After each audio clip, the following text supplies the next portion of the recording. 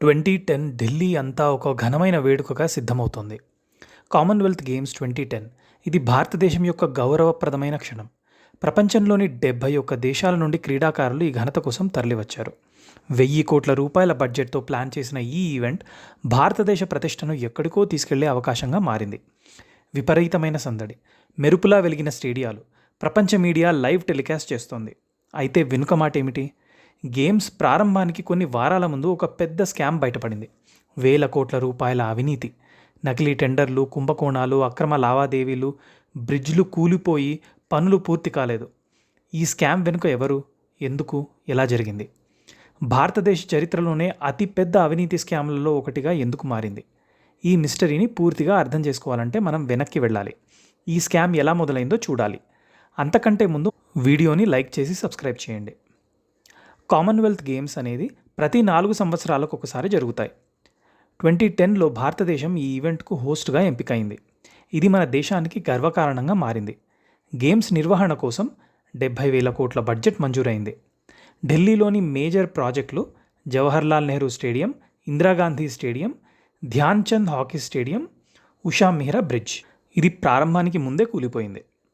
ఈ ప్రాజెక్టులన్నీ విశ్వసనీయంగా నిర్వహించాలి, కానీ ఈవెంట్ నిర్వహణ బాధ్యతలు సురేష్ కల్మాడి నేతృత్వంలోని ఆర్గనైజింగ్ కమిటీకి అప్పగించారు. ప్రణాళికలు మారుతూ బడ్జెట్ పెరుగుతూ ఉండగా ప్రభుత్వ నిధుల దుర్వినియోగం మొదలైంది. అధిక ఖర్చుతో కూడిన కొనుగోళ్లు చేశారు. ఎగ్జాంపుల్ చెప్పాలంటే 4,000 విలువైన టాయిలెట్ రోల్స్ 37,500కు కొనుగోలు చేశారు. కనీసం 8,000 కోట్ల వరకు నకిలీ అంటే ఫాల్స్ బిల్లులు తయారు చేశారు. కాంట్రాక్ట్లు కుంభకోణం చేశారు. నాణ్యత పట్టించుకోకుండా తెలిసిన వాళ్లకి, ఫ్రెండ్స్కి టెండర్లు ఇచ్చారు.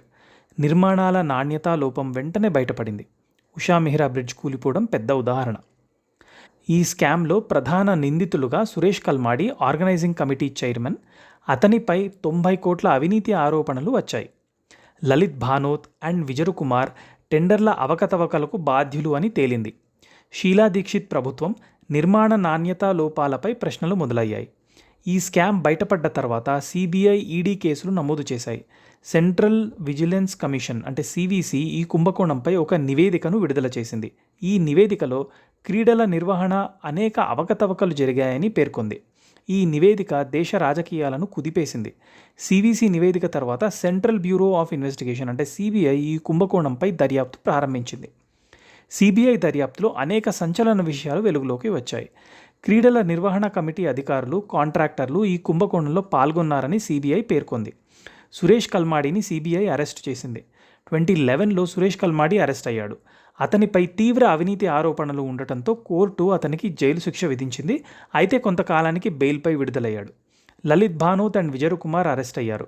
టెండర్ల విషయంలో అవకతవకలు చేసినందున ఈ ఇద్దరిపై కేసులు నమోదయ్యాయి. 1,600 crores పైగా నిధులను రికవరీ చేయడం ద్వారా ప్రభుత్వం కొంతమేరకు నష్టాన్ని పూడ్చుకోవాలని ప్రయత్నించింది. కొన్ని లక్షల కోట్ల స్కామ్ బాధ్యులను నిర్దోషులుగా ప్రకటించడం చాలా ఆశ్చర్యకరంగా మారింది. న్యాయపరమైన జటిలతలు, రాజకీయ ఒత్తిళ్ల కారణంగా కొన్ని కీలక నిందితులు శిక్షను తప్పించుకున్నారు. ఈ స్కామ్ వల్ల భారతదేశ ప్రతిష్ట తీవ్రంగా దెబ్బతింది. అంతర్జాతీయంగా భారత ప్రభుత్వం పట్ల అనుమానాలు పెరిగాయి.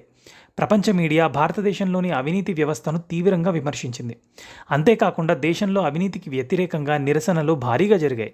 ఈ కుంభకోణానికి సంబంధించి వార్తలు మరియు కథనాలు అనేక వార్తాపత్రికలు మరియు మ్యాగజైన్లో ప్రచురించబడ్డాయి. ఈ కామన్వెల్త్ గేమ్స్ స్కామ్ దాదాపు 70,000 కోట్ల బడ్జెట్కు సంబంధించి చోటు చేసుకుంది. అయితే ఇందులో 8,000 కోట్లకు పైచిలుకు అవినీతి జరిగినట్లు ఆరోపణలు వచ్చాయి.